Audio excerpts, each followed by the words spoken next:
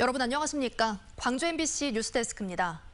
민주당 대권 주자인 정세균 전 총리와 이광재 의원이 단일화했습니다. 민주당 대권 주자들 가운데 첫 단일화인데요. 이낙연 전 대표가 국민 면접에서 선전하면서 비이재명 전선이 확대될지에 시선이 집중되고 있습니다. 보도에 송정근 기자입니다. 이변은 없었습니다. 민주당의 첫 단일화 주인공은 정세균 전 총리였습니다. 이광재 의원과 후보 단일화를 선언했던 전 총리는 4기 민주정부 수립을 위해 두 후보가 힘을 합치기로 했다고 단일화 이유를 밝혔습니다. 오늘 필승연대는 노무현 정신과 문재인 정부의 계승 그리고 4기 민주정부 수립과 대한민국 미래 경제 창달을 위한 혁신연대입니다. 두 대선 후보들 사이에 첫 단일화가 성사되면서 비이재명 전선의 물꼬가 트였습니다. 우선 단일화는 없다는 추미애 전 법무부 장관과 박용진 의원을 제외하면 범친문연대가 시작될 여지가 큰 상황입니다. 특히 정 전 총리와 이 의원이 강조한 친노 정신은 예비 경선 후보인 김두관 의원과의 접점이기도 합니다. 여기에 국민 면접에서 1위를 기록한 이낙연 전 대표 역시 단일화 가능성을 열어둔 상태. 지난주 전 총리와 회동을 가진 것도 이런 관측을 부추기고 있습니다. 단일화 가능성엔 선을 그었지만 지지율 1위를 달리고 있는 이재명 지사의 과반 투표를 막아야 하는 이 전 대표의 입장에선 한 표가 아쉬운 상황이기 때문입니다. 민주정부의 계승 발전의 뜻을 같이 하는 사람이라면 연대하는 것이 당연한 일 아닌가. 첫 단일화로 민주당 예비 경선 후보는 8명으로 압축됐습니다. 1차 관문인 컷오프 통과와 결선 투표를 앞두고 앞으로 후보들 간 합종 연행은 지속될 것으로 전망되고 있습니다. MBC 뉴스 송정근입니다. 더불어민주당 대선 후보 선출을 위한 당내 경선이 본궤도에 오르며 호남 민심 잡기가 치열합니다. 후보들은 핵심 지지 기반인 호남 민심이 앞으로 대선 레이스 판세를 좌우할 것으로 보고 호남 표심 공략에 공을 들이고 있습니다. 김양훈 기자의 보도입니다. 여권 잠룡들이 호남 민심 잡기에 사활을 거는 것은 호남이 당내 최대 표밭이기 때문입니다. 광주와 전남, 전북 지역 권리당원 수는 32만여 명, 민주당 전체 권리당원 80만 명 가운데 호남은 40% 이상을 차지하고 있습니다. 수도권에 있는 호남 출신 당원까지 합치면 호남은 전국적으로 권리당원 비중이 가장 높다고 할 수 있습니다. 컷오프 결과는 물론 본 경선을 좌우할 영향력이 크기 때문에 대권 주자들이 너도 나도 호남으로 향하고 있는 것입니다. 제가 사회적으로 다시 태어나게 된 어머니 같은 역할을 한 곳이 이 호남이기 때문에 제 개인적으로도 보면 사회적 어머니 같은 존재다. 대권 주자들은 DJ 정신과 호남 정신을 강조하며 표심을 호소하기도 했습니다. 광주에서 성장한 사람으로서 광주 전남은 저의 내면을 형성하고 있다는 것은 여러분께서 잘 아실 것입니다. 세 분의 대통령께서 모두 중요한 정치인, 제가 다 찾아봤더니 정치인이 한 명밖에 없더라고요. 이재명, 이낙연, 정세균 예비후보 등 이른바 빅3 후보의 순위 경쟁 역시 관전 포인트. 컷오프를 통과할 때 상위권을 차지하는 것이 후반 대선 레이스에 상당한 영향을 줄 수 있기 때문입니다.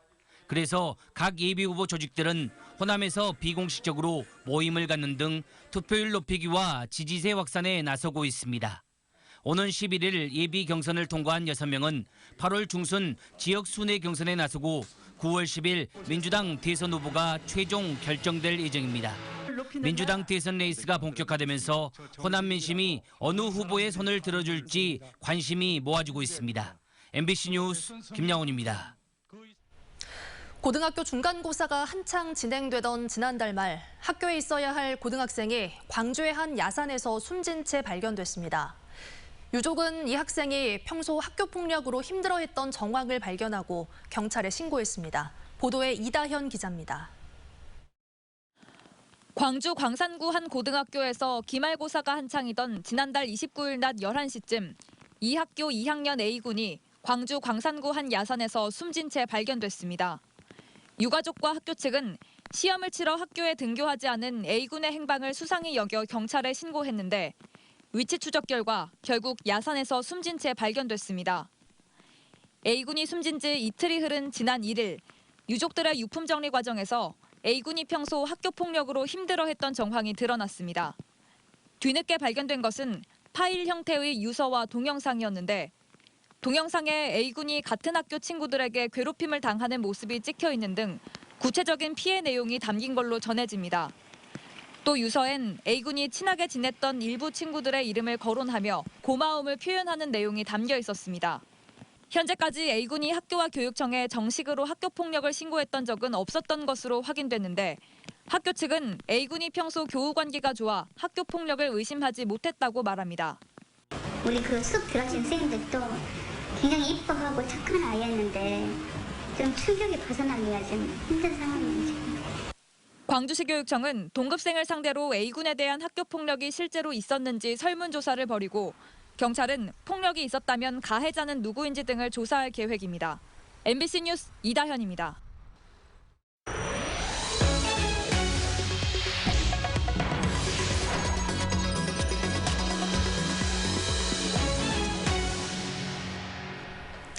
남해안을 중심으로 호우경보가 내려진 가운데 밤사이 광주와 전남 지역에 많은 비가 내릴 것으로 예상됩니다.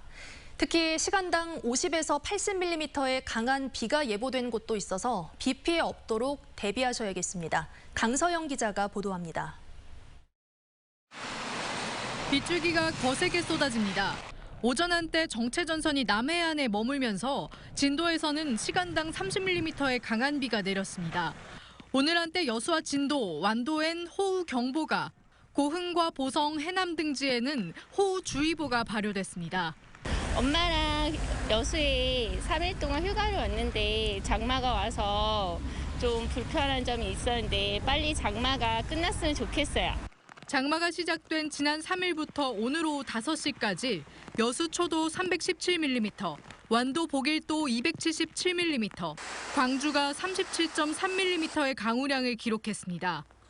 광주지방기상청은 광주 전남 지역에 정체전선이 머물면서 내일까지 100에서 200mm, 많게는 300mm의 강우량을 보이겠고 밤사이 곳에 따라 천둥번개를 동반한 시간당 50에서 80mm의 강한 비가 내릴 가능성이 있다고 예보했습니다. 지난 주말까지 큰 비 피해는 발생하지 않았지만 이번 장마는 시간과 지역별로 강수량 변화폭이 큰 만큼 홍수와 범람 등의 피해도 우려되고 있습니다. 정체전선상에서 발달한 비구름대가 동서로 길고 남북으로 폭이 좁은 형태로 지역 간 강수량의 차이가 매우 크겠습니다. 이번 정체전선은 금요일까지 영향을 주겠고 주말에는 소나기 소식까지 있는 등 이번 주 내내 비가 이어지겠습니다. 기상청은 비가 지속되면서 지반이 약해져 축대 붕괴와 산사태 등의 피해가 우려된다며 비 피해가 없도록 유의할 것을 당부했습니다. MBC 뉴스 강서영입니다. 광주 전남 가톨릭교회의 시발점인 목포 산정동 순교자 기념성당이 우리나라 최초로 로마교황청의 준대성전 지위를 부여받았습니다. 준대성전은 전 세계 4곳밖에 없는 대성전 바로 아래 단계로 역사와 예술, 신앙적 중요성이 인정되는 성당에 부여됩니다. 김윤 기자가 취재했습니다. 목포시 유달산 건너편 언덕에 세워진 산정동 대성당입니다. 6.25 전쟁 당시 광주 대교구 교구장과 주임 신부, 신학생 등 5명이 순교했습니다. 또한 1953년에는 가톨릭 평신도 기도 조직인 레지오 마리에가 첫 도입된 한국 가톨릭의 역사적인 장소입니다. 이를 기념해서 지난해까지 2개의 종탑을 갖춘 대성당과 기념관, 박물관 등 가톨릭 성지화 사업이 마무리됐고 예수님이 못 박혀 죽은 십자가의 보목도 옮겨졌습니다. 로마 교황청은 여기에서 그치지 않고 지난 5월 산정동 성당에 준대성전의 지위와 품격을 부여했습니다. 중국과 일본에 이어 아시아에서 3번째이자 우리나라에서는 처음입니다. 광주 대교구는 산정동 성당에서 주한 로마 교황청 제사가 참석한 가운데 기념 미사를 갖고 이 같은 사실을 공식적으로 알렸습니다. Exaltationi Sancte Crucis Domini Nostri Jesu Christi Dicatam. Titolo ac dignitate Basilicae Minoris. 보통 성당의 급을 뛰어넘어서 로마 교황청 교황청의 바실리카와 연계되어 있는 그런 의미가 있습니다. 그래서 병임 박해를 피해 목포에서 신앙 공동체를 세운 뒤 120여 년 만에 경사를 맞으면서 신자들은 모두 기뻐했습니다. 모든 분들이 오셔서 축하해 주시고 함께해 주셔서 많이 감사드려요. 한편 정부가 프란치스코 교황의 방북을 추진하고 있는 가운데 감사 미사에는 박지원 국정원장이 직접 참석해 눈길을 끌었습니다. MBC 뉴스 김윤희입니다. 2주마다 의무적으로 코로나19 진단검사를 받아야 하는 유흥업소 종사자가 확진 판정을 받았습니다. 광주시에 따르면 무증상이었던 상무지구의 한 유흥업소 종사자가 진단검사에서 양성 반응이 나와 최종 확진 판정을 받았습니다. 이 밖에도 유증상 검사자 등 오늘 하루 3명이 확진 판정을 받았습니다. 광주시는 유흥시설과 콜라텍 등 고위험 업종에 종사하는 업주와 종사자들에게 진단검사를 받도록 행정명령을 내렸고 지난달 31일부터 지난 4일까지 5,400여 명이 검사를 받았습니다. 광주 전남 고교 3학년들은 오는 19일부터 코로나19 백신을 맞게 됩니다. 광주시 방역당국에 따르면 광주 지역의 고3 수험생 15,000여 명과 고교 교직원 4,400명 등 2만여 명에 대한 백신 예방접종이 오는 19일 시작됩니다.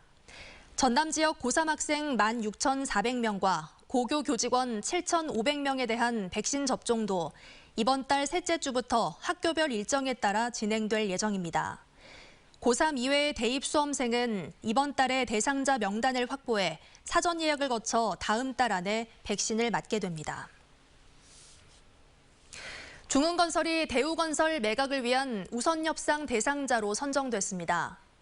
대우건설의 최대 주주인 KDB 인베스트먼트는 지난달 25일과 지난 2일 두 차례 입찰 결과를 토대로 중흥건설을 매각 우선협상 대상자로 선정했다고 밝혔습니다.